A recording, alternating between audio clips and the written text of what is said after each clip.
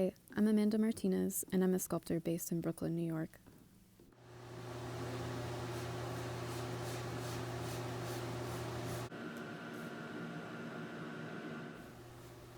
Today is April 2nd. It's the day my public art commission, titled Point of Reflection, was supposed to open at 125 Maiden Lane in Manhattan as part of Time Equity Art and Buildings program. But obviously, in light of everything going on at the moment, the curators and I have decided we will postpone the exhibition until later this summer. Instead, I'm going to take a moment to read my proposal text for you guys, which, when I initially wrote it in the fall, had no idea how much more relevant it would become in the following months. Point of reflection. A sharply tilted mirror with a carved pattern frame rests on a raised platform towards the front of the glass atrium at 125 Maiden Lane. The angle and trompe-l'oeil approach of this mirror references the skull painted in extreme perspective at the center of the famous 1533 painting, The Ambassadors, by Hans Holbein the Younger. In this painting, the skull serves as a memento mori, or reminder of mortality. It was also a technical feat, displaying a mastery of perspective that calls to mind the appearance of being digitally formed in Photoshop.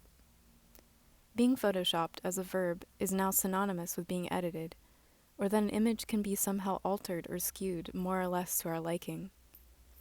In nations with prevalent web access, we have become accustomed to processing reality by a consumptive sliding scale, setting parameters of exposure at points between which we feel comfortable, only occasionally stepping outside of our bubble to try to objectively examine what it is we are supposed to initially create and improve about our lives with the self-perpetuating cycle of technology. This idea of a source, or the origin from which a creative idea springs, and its expression, or the means by which it is articulated, becoming ultimately corrupted in some way, is indicative of our ever-evolving norms and animal need to seek, gather, and adapt the unknown for our benefit.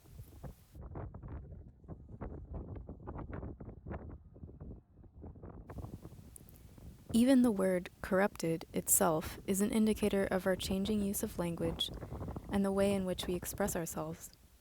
For every word like corrupted, with a concrete literary definition that has moral, psychological, or political context, it now has usage in the digital realm, where it means something more along the lines of damaged or incomplete.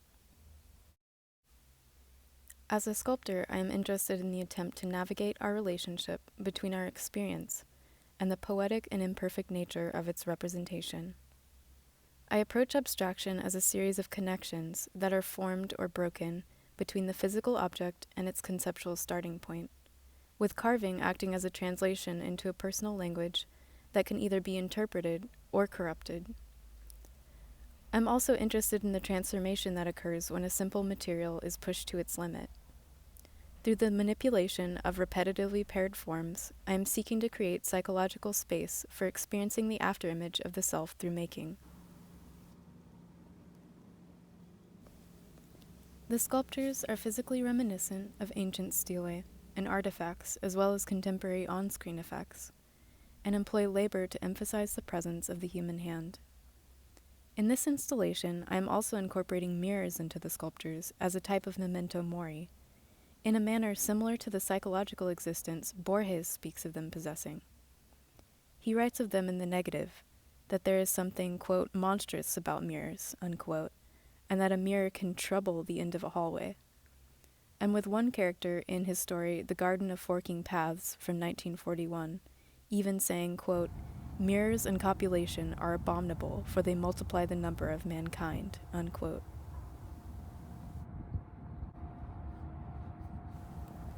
There is an inherent presence mirrors have in a room, as an object with the unique potential to change our self-perception.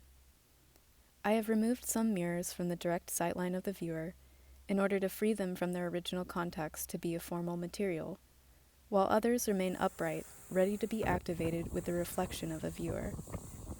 5 distinct sculptural elements will rest atop 2 irregular textile works that act like carpets beneath the carvings. Mirrors will be incorporated into the largest standing piece, which covers the rear wall, as well as at the slanted carving at the front of the atrium.